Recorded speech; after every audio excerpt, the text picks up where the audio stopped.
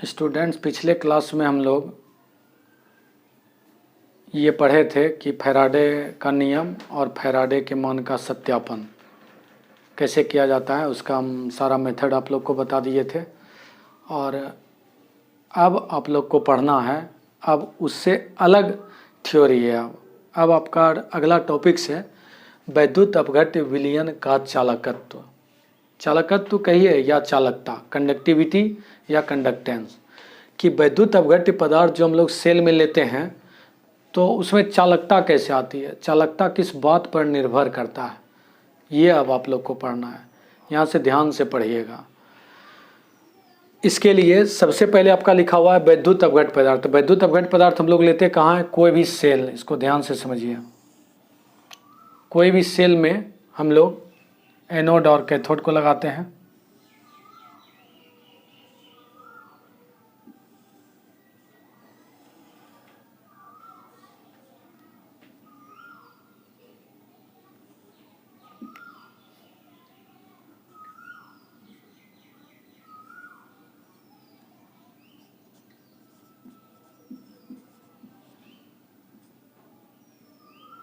ये एनोड और ये कैथोड,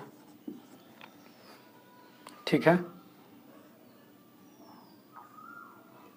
अब हम पहले भी बोल चुके हैं कि सेल कितनों बड़ा बनाइए या छोटा बनाइए, जब तक आप वैद्युत अपघट्य पदार्थ नहीं दीजिएगा तब तक यह सेल का कोई ये वैल्यू नहीं रह जाता है, सेल का कोई मतलब ही नहीं रह जाता है। इस सेल का नाम आप लोग जान ही रहे हैं, वैद्युत अपघटनी सेल। इसी में हम लोग ये जो भरते हैं यह है वैद्युत अपघट्य पदार्थ। ये जो भरा हुआ है वैद्युत अपघट्य पदार्थ, यहाँ तक आप लोग जान ही रहे हैं, वैद्युत अपघट्य पदार्थ। इसको इलेक्ट्रोलाइट्स, LECTROLYT, इलेक्ट्रोलाइट। अब ध्यान दीजिए अब अपना थ्योरी पर कि वैद्युत अपघट्य विलयन का चालकत्व, कि अब इसमें चालकता कैसे आएगी, कैसे ही विद्युत धारा उत्पन्न करेगा। ध्यान दीजिए, अब वैद्युत अपघट्य पदार्थ ले लिए। अब यह निर्भर करता है किसी भी सेल का चालकत्व इलेक्ट्रोड के बीच की दूरी। ये जो ये और ये कुछ तो डिस्टेंस होगा, 1 मीटर 2 मीटर या 20 सेंटीमीटर 30 सेंटीमीटर, कुछ तो इसका दूरी होगा। तो इलेक्ट्रोड के बीच की दूरी अर्थात एनोड और कैथोड के बीच की दूरी, इसको इंडिकेट करते हैं L से। इस सब आपको आगे न्यूमेरिकल में भी वर्क करेगा, इसको एकदम ध्यान से समझिए कि इलेक्ट्रोड के बीच की दूरी अर्थात कि वैद्युत अपघटनी सेल में आप जो इलेक्ट्रोड फिट करते हैं उसके बीच की दूरी क्या है, कितना मीटर है या सेंटीमीटर है, पहला बात। दूसरा है आपका कि अब यह वैद्युत अपघटनी सेल में यह जो दोनों इलेक्ट्रोड है, दैट मीन्स कैथोड एनोड है, वह कितना भाग वैद्युत अपघट्य पदार्थ में डूबा हुआ है। यह ध्यान दीजिए, जिसको हम लोग कलर कर रहे हैं, कि कितना भाग वैद्युत अपघट्य पदार्थ में डूबा हुआ है। ये ऊपर वाला पार्ट कितनों ऊपर रहे या छोटा रहे उससे कोई लेना देना नहीं है, यह वैद्युत अपघट्य पदार्थ में कितना भाग यह डूबा हुआ है। यह वैद्युत अपघट्य पदार्थ में इलेक्ट्रोड का जितना भाग डूबा हुआ रहता है उसको हमने कलर कर दिया, और इस भाग को कहा जाता है CSA। CSA इसका फुल फॉर्म होता है cross sectional area, cross SECTIONAL और A फॉर एरिया। ध्यान दीजिए कि किसी भी वैद्युत अपघट्य पदार्थ या वैद्युत अपघटनी सेल या किसी भी सेल का चालकत्व या चालकता निर्भर कितने बात पर करता है? मात्र 2 बात पर। पहला, दोनों इलेक्ट्रोड के बीच की दूरी जिसको इंडिकेट किया गया है L से, स्मॉल l, और इलेक्ट्रोड का कितना भाग वैद्युत अपघट्य पदार्थ में डूबा हुआ है, इसी भाग को कहते हैं CSA, क्रॉस सेक्शनल एरिया, इसका पूरा नाम है।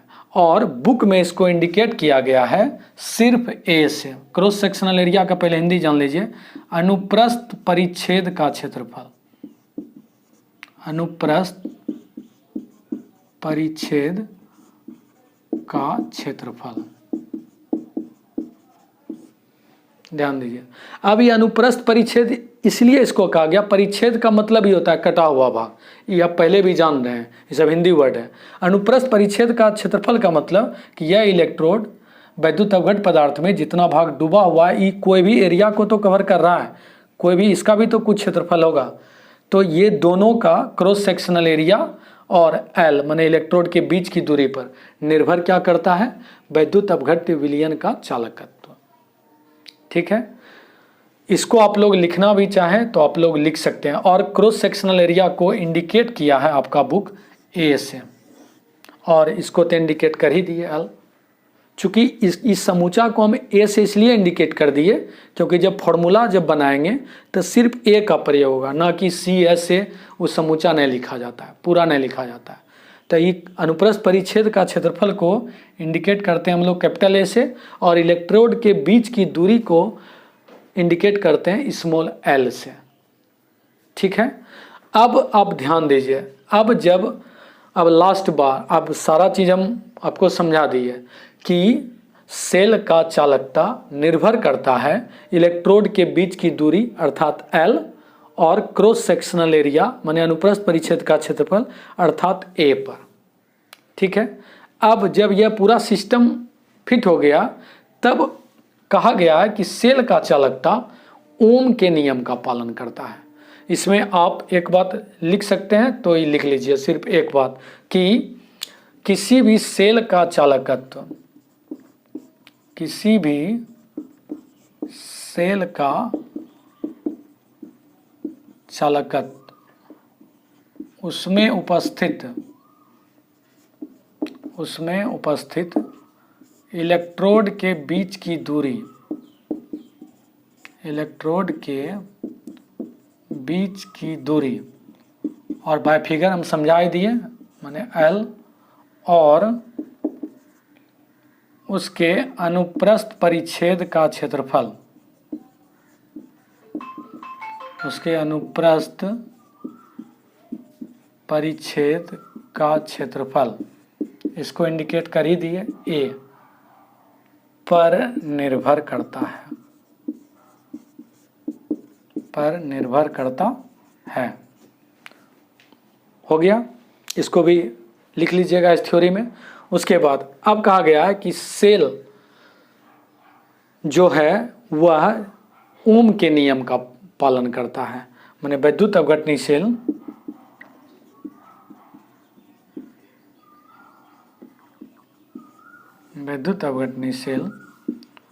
ओम के नियम का पालन करता है। इस सब आपका एक एक ऑब्जेक्टिव भी है कि किस पर निर्भर करता है चालकता और यह किसका पालन करता है। तब वैद्युत अवघटनी सेल ओम के नियम का पालन करता है।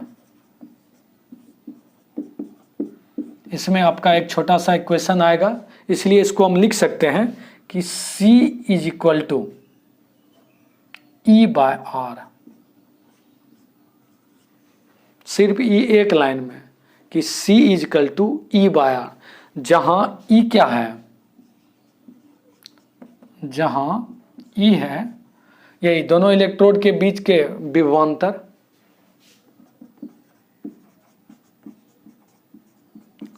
इलेक्ट्रोड का विभवांतर, और R क्या है, रेजिस्टेंस माने प्रतिरोध बोलिए या अवरोध, प्रतिरोध बोलिए या प्रतिरोध को अवरोध भी बोला जाता है, इसका इंग्लिश होता है रेजिस्टेंस।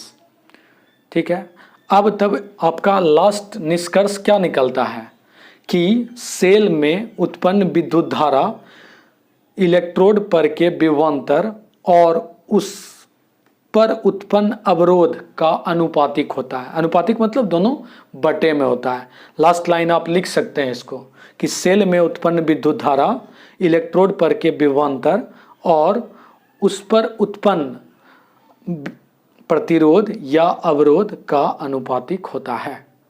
लिख दे इसको भी एक लाइन लिख लीजिए कि सेल में उत्पन्न विद्युत धारा इलेक्ट्रोड के विभवांतर